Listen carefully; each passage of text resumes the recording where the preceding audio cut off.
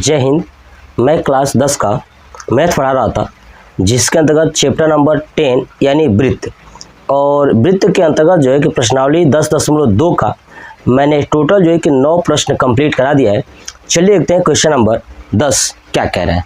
देखिए, कह रहा है कि सिद्ध कीजिए कि किसी बाह्य बिंदु से, है ना, सिद्ध करना है कि किसी बाह्य बिंदु से किसी वृत्त पर खींची गई स्पर्श रेखाओं के बीच का कोण स्पर्श बिंदुओं को मिलाने वाले रेखाखंड द्वारा केंद्र पर अंतरित कोण का समपूरक होता है। समझिएगा, सिद्ध ये करना है कि किसी बाह्य बिंदु से, तो देखिए ये एक बिंदु है मान लेता हूँ और ये बाहर है, ठीक है, किसी वृत्त पर, अभी ये हमारे पास एक वृत्त है यानी किसी वृत्त पर खींची गई स्पर्श रेखा, अब यहाँ से बाह्य बिंदु से यहाँ से खींची गई स्पर्श रेखा कर लीजिए, ठीक है, 2 स्पर्श रेखा होंगी, खींची गई स्पर्श रेखाओं के बीच का कोण, अब देखिए यहाँ पे बीच का कोण, ये वाला कोण, ठीक है, स्पर्श बिंदुओं को, अब देखिए ये है स्पर्श बिंदु, यहाँ पे स्पर्श और यहाँ भी स्पर्श किया है तो स्पर्श बिंदु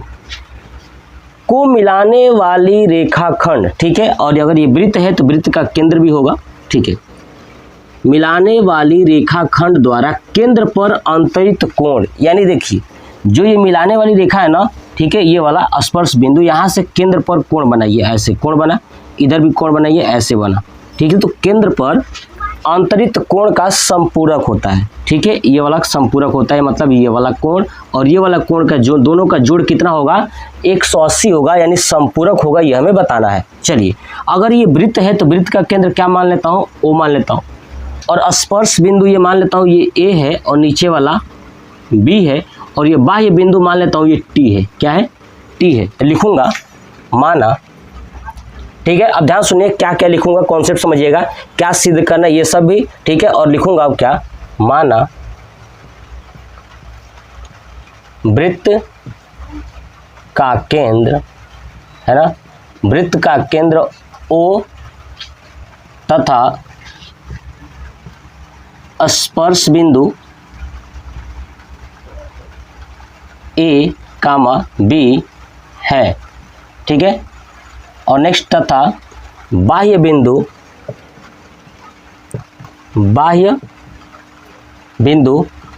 टी है। कौन सा है बाह्य बिंदु, क्या है, ये टी है। अब देखिए कॉन्सेप्ट समझिएगा, ठीक है, हमें सिद्ध यही करना था कि भैया जो बाह्य बिंदु है ना, ये वाला कोण और ये वाला कोण दोनों समपूरक होता है, ठीक है, तो ये हमने लिख दिया। अब ठीक है, अब आप समझिएगा मेरी बात को ध्यान से, अगर ये बाह्य बिंदु है, ठीक है, तो वृत्त के केंद्र से बाह्य बिंदु पर खींची गई रेखाएं क्या होती हैं, यहाँ पे लंब होती हैं, क्या होती हैं, लंब होती हैं, ये बात जानते हैं ना, क्या होती हैं, लंब होती है, ठीक है। तो अब नीचे लिखूंगा क्या कि हम जानते हैं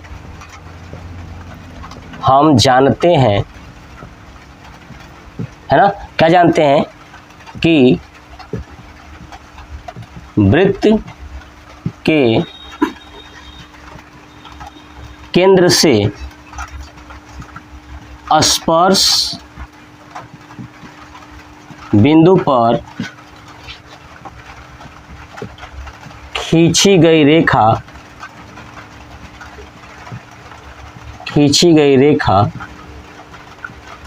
लंब होती है, क्या होती है, लंब होती है, ठीक है, ये लंब होती है, यानी कोण ए और कोण बी का मान कितना होगा, 90-90, क्योंकि यही तो है केंद्र से, इसका मतलब कि कोण ए बराबर 90 डिग्री और कोण बी बराबर भी कितना, 90 डिग्री, है ना, लंब का मतलब ये होता है समकोण। चलिए, अब बताना है हमें, सिद्ध करना है कि कोण ओ और कोण टी का योग कितना होता है, 180। तो चतुर्भुज देखता हूँ क्या लिखूंगा, चतुर्भुज, देखिए ओ ए टी बी, ये चतुर्भुज बन रहा है ना, तो लिखूंगा चतुर्भुज ओ ए टी बी में, है ना, कौन सा, ओ ए टी बी में, है ना। चतुर्भुज के सभी अंतःकोणों का योग कितना होता है, आपको पता है ना, सभी अंतःकोणों का योग कितना होता है, चतुर्भुज है, अगर ये आपको दिखाई दे रहा है चतुर्भुज है, ठीक है, तो सभी इसके कोणों का योग कितना होगा, 360, ठीक है, तो लिख दूंगा कि कोण ए प्लस, ठीक है, कोण टी प्लस कोण बी प्लस कोण ओ बराबर 360 डिग्री, है कि नहीं, 360 डिग्री। चलिए अब कोण ए बराबर 90 है, बी बराबर 90 है, तो रख लूँगा, तो क्या हो जाएगा 90 प्लस ये होगा कोण टी प्लस 90 प्लस कोण ओ बराबर 360, ठीक है। 90 90 180 हो जाएगा, तो बचेगा कोण टी प्लस कोण ओ प्लस 180 बराबर 360, ठीक है। अब कोण टी और कोण ओ 180 उधर लेके जाएंगे तो क्या होगा, कोण टी प्लस कोण ओ बराबर 360 माइनस 180, तो घटाओगे तो हो जाएगा 180, कितना बराबर, कोण टी प्लस कोण ओ बराबर 180। हमसे यही कह रहा था कि जो बाह्य बिंदु है ना वहाँ पे जो बनने वाला कोण है और वृत्त के केंद्र पे जो बनने वाला कोण है, इन दोनों का योग क्या होना चाहिए, समपूरक होना चाहिए। तो लिखेंगे कि अतः, है ना, अतः बाह्य बिंदु से किसी वृत्त पर, है ना, लिख दूंगा यही, बाह्य बिंदु से किसी वृत्त पर खींची गई, है ना, खींची गई स्पर्श रेखाओं, है ना, स्पर्श रेखाओं के बीच का कोण, स्पर्श रेखाओं के बीच का कोण, है ना, स्पर्श बिंदुओं को, स्पर्श बिंदुओं को मिलाने वाले रेखाखंड, मिलाने वाले रेखाखंड द्वारा केंद्र पर, द्वारा केंद्र पर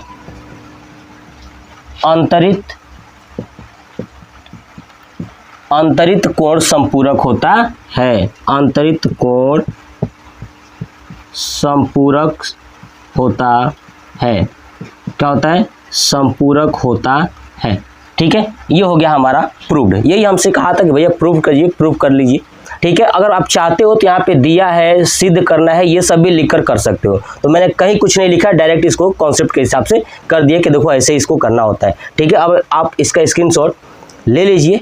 चलिए अब देखते हैं क्वेश्चन नंबर 11। सिद्ध कीजिए कि किसी वृत्त के परिगत समांतर चतुर्भुज, यानी सिद्ध करना है कि कोई वृत्त है और उसके चारों ओर समांतर चतुर्भुज समचतुर्भुज होता है, ठीक है। ये सिद्ध करना है। तो देखिए एक मैं बनाता हूँ ये वृत्त और इस वृत्त पर समांतर चतुर्भुज बनाया जाएगा। ध्यान सुनिएगा, समांतर चतुर्भुज बनाना है तो मैं यहाँ पे बनाता हूँ समांतर चतुर्भुज, ठीक है। देखिएगा ये हमने बनाया, यहाँ पे स्पर्श है, ठीक है।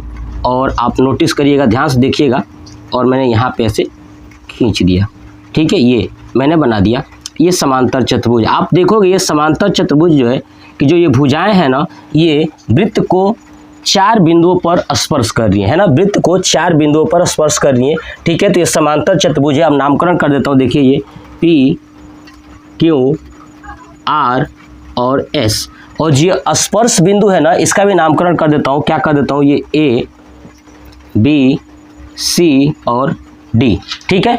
तो बताना यही है कि जो ये समांतर चतुर्भुज है ना वो समचतुर्भुज होता है। तो सबसे पहले लिखूंगा दिया है, क्या लिखूंगा, दिया है। देखिए इसके पिछले वाले प्रश्न में जो मैंने बताया था ना वहाँ पे ये बिना कॉन्सेप्ट माने ही किए थे, ठीक है। आप भी कर सकते हो। तो चलिए देखिए अब क्या दिया है, देखिएगा ध्यान से। ये मान लेता हूँ ये वृत्त का केंद्र है, ये क्या है, वृत्त का केंद्र है, ठीक है। अब देखिए दिया क्या है कि वृत्त के चारों ओर, है ना, वृत्त के चारों ओर समांतर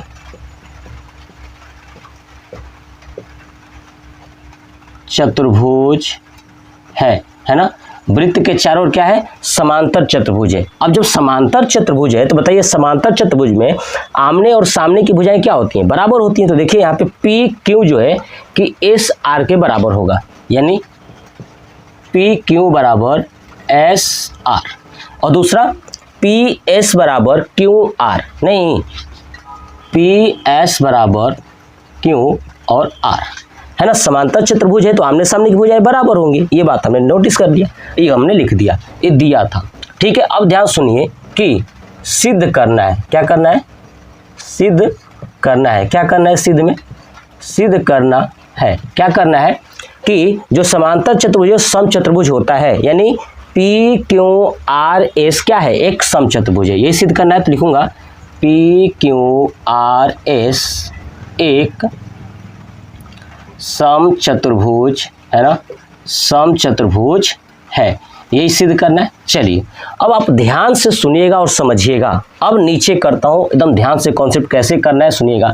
अब हमने क्या किया था, हमने माना था ना कि A P Q R S एक समांतर चतुर्भुज है और इसमें वृत्त का जो स्पर्श बिंदु है ए बी सी डी, ऐसे है ना। तो लिखूंगा क्या, ध्यान सुनिए कि माना स्पर्श, अब देखिए ये पी एस क्या है, स्पर्श रेखा है ना। तो लिखूंगा माना स्पर्श रेखा P S comma S R comma R Q तथा क्यू पी का स्पर्श बिंदु, कौन सा बिंदु, स्पर्श बिंदु ए कामा बी कामा सी तथा डी है ना। ये मान लिए कि ये सब जो स्पर्श रेखा है इनका जो स्पर्श बिंदु है ए बी सी डी है, ठीक है। अब देखिए आप कॉन्सेप्ट से एक बात हम लोग जानते हैं क्या, कि अगर एक वृत्त है, वृत्त के दो स्पर्श बिंदु है, तो बाह्य बिंदु से खींची गई जो स्पर्श रेखा होंगी ना दोनों, इनकी लंबाइयाँ क्या होती हैं, बराबर होती हैं। ये बात हम लोग जानते हैं कि नहीं, इनकी लंबाइयाँ क्या होती हैं, बराबर होती हैं, ठीक है। चलिए अब कॉन्सेप्ट समझिएगा, देखिएगा। अब लिखेंगे हम जानते हैं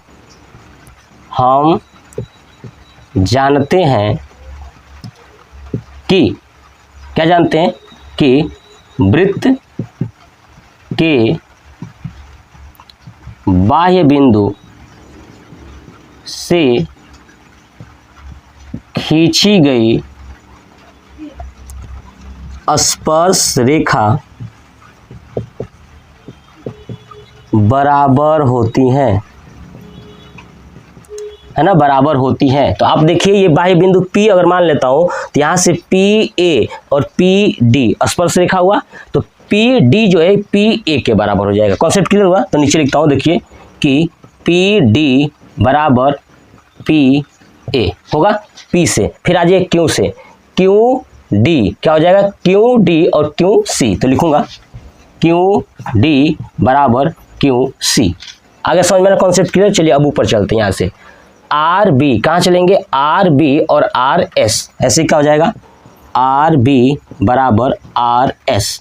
ऐसे यहाँ से चलिए SB और SA है ना, SB और SA, ये बना हमारे पास है ना। ये बाह्य बिंदु वाला से ये 4 हो गए समीकरण, कितने हो गए, 4 हो गए। देखिए 2 3 और ये 4। तो क्या लिखूंगा, समीकरण 1 + 2 + 3 + 4 है ना से। अब सबको जोड़ दूंगा, तो लेफ्ट वाले को लेफ्ट तरफ जोड़िए, तो PD + QD क्या हो जाएगा, PD + QD। तो देखिए लिखूंगा PD + QD, फिर क्या होगा RB + SB, इसमें प्लस करेंगे, RB + SB बराबर, इन सबको जोड़ लीजिए चारों को, PA + QC + RS + SA है ना, इन सबको जोड़ लेना है।